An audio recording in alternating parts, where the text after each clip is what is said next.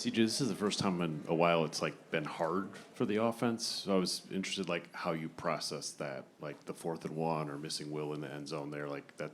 How do you sort of like work through that and try to take advantage of it?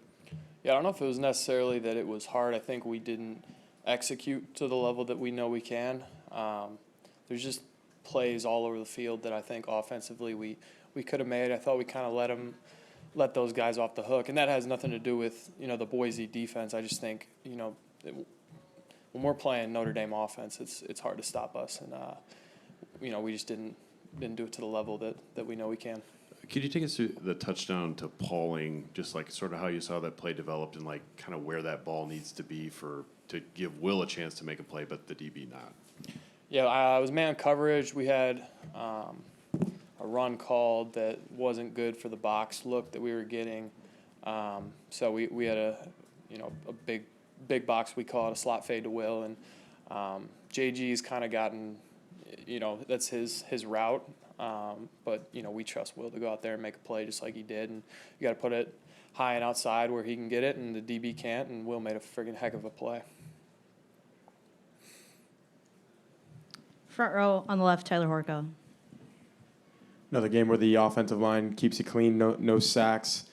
How much of a rhythm are you able to get into when you drop back and you're going to be able to survey the field? It's the difference. I mean, those guys up front battle for me and the whole offense every play of the game, and I'm just grateful to have those big guys up there.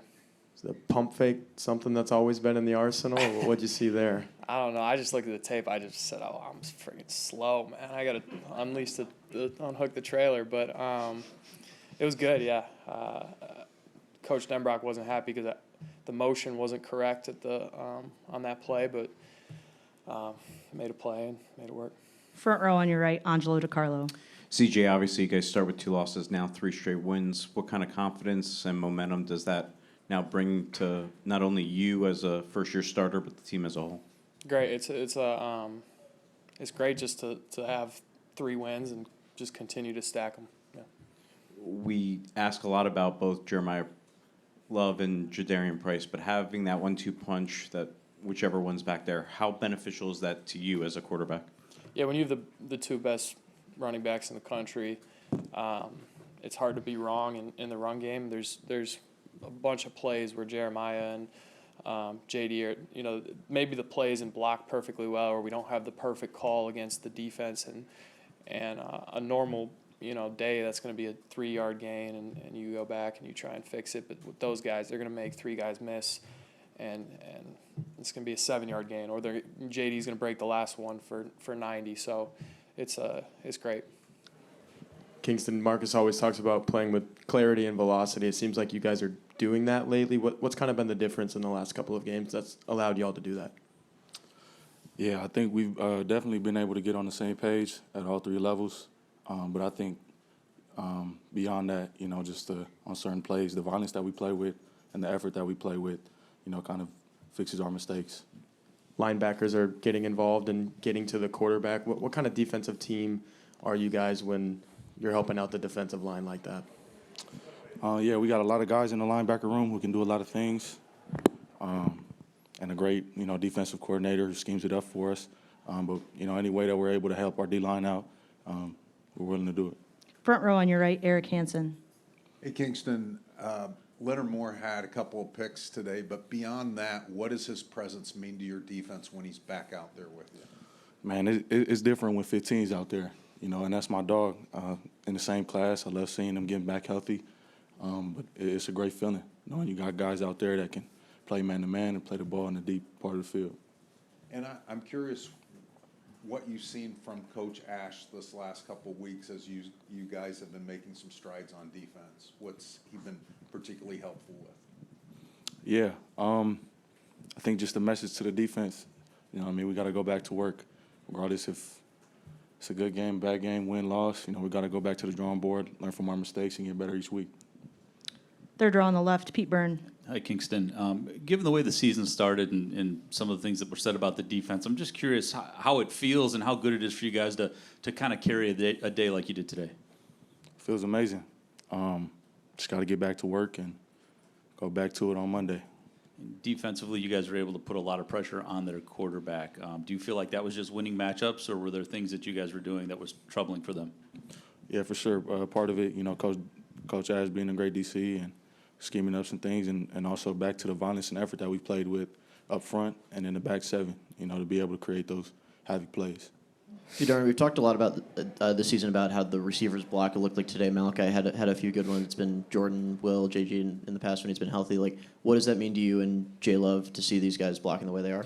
Yeah, well, when you do your job and sacrifice for the better of the team, your time comes as well. You saw Malachi, heck of a catch that didn't count, but then we went back at him and he had the catch. So, the ball doesn't lie, man. He's a hell of a player, a playmaker. So, Staying in the front row on the left, Tyler Horka. Jadarian, how many tackles are we going to officially say you broke on that one touchdown there? well, I'm in the running back room. We're all about yards after contact. Like sometimes we joke around, hey, let's go and touch a guy so we can get that yards after contact.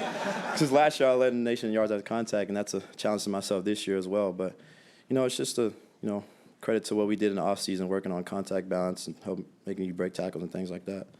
Seemed like you had a couple good pass blocking reps today. What does that do for you just in terms of getting into the flow of the game when okay, yeah, I'm standing guys up, but this is how it's going to go today? Yeah, it was good for confidence and good to get on film. Jeremiah had a lot of good blocks as well. So I knew if they were attacking him, they were going to attack me when I got in the game too. I haven't had many live reps. But it was good to get it on film, and correct myself, whatever I need to do from that.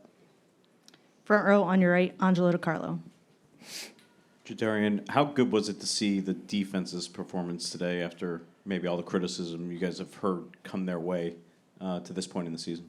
Well, we've done a great job of just staying together as a complete unit. It's not, pointing fingers at the defense the past couple of weeks. They've done a great job of coming together, as a unit and, not listening to the outside noise. As an offense, we started very slow. We had too many penalties and things like that, but the defense stepped up and really made sure we stayed in the game and kept the lead. Obviously, you start with 2 losses, now 3 straight wins. What kind of confidence and momentum does that now give this team as a whole? It's no different from last year. We've already been in the playoffs since last year. It was after week 2. This year is after week 3. Like, we're in the playoffs from here on out. We just have to have that mindset. Can't lose any games. Third row on your left, Matthew Lucas. Jadarian, when your defense is having that success, does any of that transfer over to you guys on the offensive side of the ball? Yes, for sure. Because we're one unit, one heartbeat. We say it all the time in the off season. Complementary football. When one side is doing good, the other side gets more confidence, and the battle of field position, getting 4th down, 3rd and long stops by the defense. It just helps us on offense. Being able to start a 3-game home stretch, what is the talk like with your guys that you're going to be able to have the chance to come away from this with even more wins? Huh? Well, there's only so many guaranteed opportunities in Notre Dame Stadium, so we're going to take advantage of all of them. And then when we have to go on the road, we have to take care of business on the road as well. Did this feel a little bit like last year on defense? It felt like we just getting our identity in check. We going out there playing fast and playing violent. I wouldn't compare nothing to last year. It's a new group, it's a new team. But we went out there and we hooped. We played violent. What do you think the biggest gains you guys have made over these 5 games defensively, and mostly just in the secondary in terms of coverage and being sticky? I think we just understand what we're going to get from serve receivers and understand how they're going to attack us. And I guess we just get into having a mindset of stopping the man in front of us. I think that's where it's mostly going. Front row on your left, Tyler Horka. Marcus told us earlier this week that you're not 100% on that ankle, so I'm wondering if you do have a percentage, kind of where you're at with that. I feel good. I feel good enough to go, so I'm going to go. Do you feel like you probably won't know till tomorrow, but coming out of today, all things pretty good on the ankle? Yeah, yes, sir, yeah. Front row on your right, Eric Hansen. Over here. Oh, my fault. Hey, Leonard, that's okay. What was it like being away from not being able to play, not being able to help your teammates, and then how did you get better in terms of just not being on the field? How do you get better during those times? It definitely hurts, but it helps you not take it for granted, and it makes you realize how many other ways you can help your teammates, whether it's coaching off the field, whether it's watching film and stuff like that. So I felt like maybe I got better in film and just understanding the game in general. So. And then it felt like Dallas Golden was out there a lot today, Yeah. and we saw a little bit of Mark Zachary. What can you say about those 2 guys in terms of helping you guys? Yeah, those young guys are ready and they're hungry. they've came in every day and they've worked and they've consistently gotten better, and you consistently can see that week to week. So I'm super proud of those guys. Front row on the left, Jack Sobel. Leonard, you got hurt against A&M at the beginning of the game, then you came back in, and then you missed the next 2 weeks. Like, when did that kind of flare up the next day, and like how kind of crushing was that to have that happen? Yeah, I knew something was up during the game. I was just like, if I can still run a little bit, adrenaline can take me through the game. I'm gonna stick it out, knowing just what was at stake and what was on the line. So, but it definitely hurt after the game, knowing what it was. Obviously, high ankle sprain, but it feels good to be back now.